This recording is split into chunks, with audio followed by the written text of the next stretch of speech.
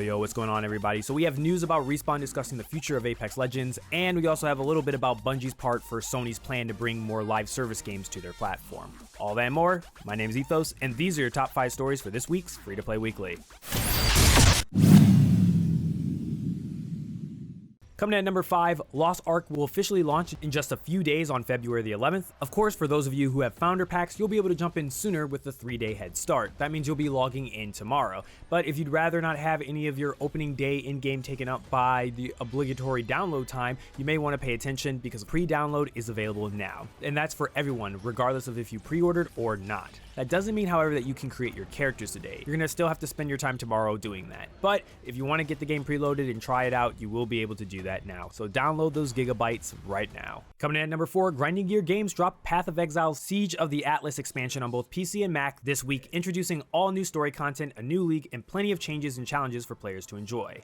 The main things you can look forward to are 4 brand new bosses with their own unique currency, the introduction of Eldritch Implicits for item crafting, Void Stones which replace Watch Stones and allowing players to level up their maps, and a revision to the Atlas passive skill tree. But if you're interested in a little bit more detail, you can read more about it on their official preview post on their website. And don't worry, if you're not on PC or Mac, you don't have to wait much longer on console. You'll be able to jump into this new update on February the 9th. And coming in at number 3, in January, Respawn introduced the newest legend, the Freedom Fighter Mad Maggie, to Apex Legends. They're also getting ready to kick off the game's 12th season of content, and as of this week, they are celebrating its 3rd anniversary. As you expect, Respawn is doing a little bit of chatting about their game, and the most recent being a presentation in which they covered the creation process behind Mad Maggie, the influences and how they went about representing her culture, among other things, all of which can be found in a post on Eurogamer. But that wasn't everything they just discussed. In addition to Mad Maggie's content, Respawn also discussed the upcoming season and touched on their philosophy going forward with the game. If any of you were a little bit worried about them moving away from Battle Royale, don't. They said they do believe that the Battle Royale needs to evolve, and their hopes is to bring in more players who have been sitting it out because of the current nature of Battle Royale, but are otherwise interested in the game's world. To that end, they hope to ease players in by actually teaching them how to play and allowing them to get their footing in the game where so many already know what they're doing.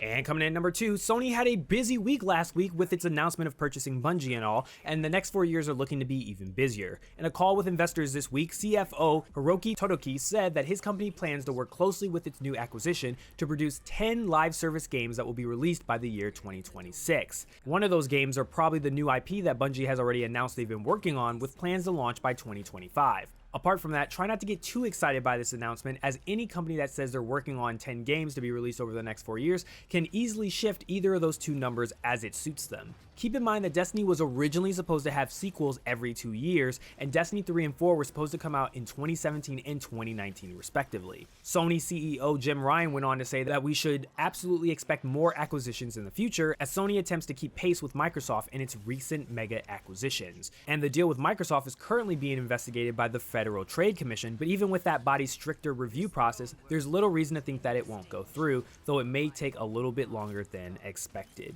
And coming at number 1, your biggest story of the week, PlatinumGames is looking to create bigger games that can be enjoyed and loved for a longer period of time, according to its interview with its brand new CEO given to Famitsu recently, which was translated by Video Game Chronicle. The Nier and Bayonetta developer is currently working on a multiplayer title, Babylon's Fall, which launches on March the 3rd, and all 3 of these games were published by Square Enix, but its upcoming wholly owned IP, Project GG, might be the first to properly realize Inaba's vision. That game, from director Hideki Kamiya and featuring a giant protagonist, is still in the stage of testing various things, Inaba said, so he couldn't provide much more in the form of solid details about its development. He did let on that when it comes to future games production, we want to focus on creating games that are different from the past. I would like to focus on creating games that would be enjoyed and loved for longer periods of time.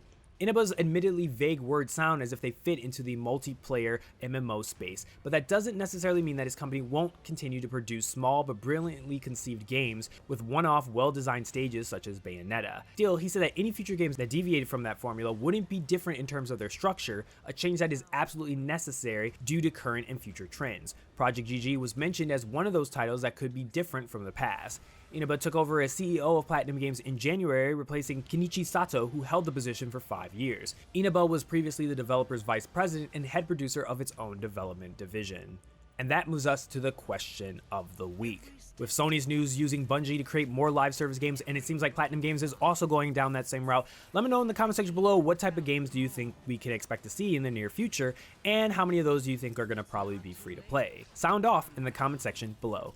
And these are your top 5 stories for this week's Free to Play Weekly. Don't forget to check out mmobomb.com for giveaways and the latest news.